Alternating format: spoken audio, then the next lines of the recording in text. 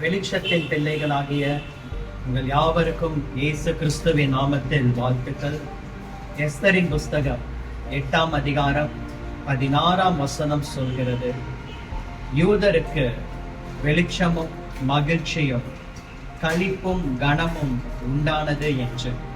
இதை கேட்டுக்கொண்டிருக்கிற அன்பு சகோதரனே சகோதரியே, அன்றைக்கு யூதருக்கு வெளிச்சம் உண்டானது என்ற வார்த்தையின்படி இந்த நாளிலும் கர்த்தர் உங்களுக்கு வெளிச்சம் உண்டாவதாக என்று ஆசீர்வதிக்கிறார், கட்டளையிடுகிறார். ஆதியாகமம் 1 அதிகாரத்தில் தேவனுடைய சிருஷ்டிப்பின் வரலாறை நாம் வாசிக்கும் போது முதலாக தேவன் பேசினதாக எழுதி வைக்கப்பட்ட வார்த்தை வெளிச்சம் உண்டாக கடவது என்றார்.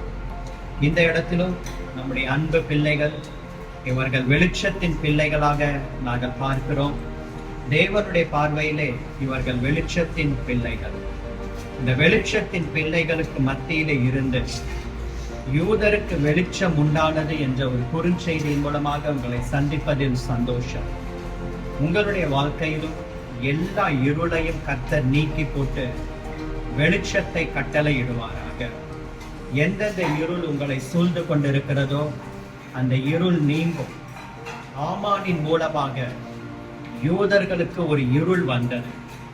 அதை கர்த்தர் எஸ்தரின் மூலமாகவும் மொர்தகாயின் மூலமாகவும் நீக்கிவிட்டார். எஸ்தர் மூலமாக மொர்தகாயின் மூலமாக ஒரு வெளிச்சம் உண்டானது.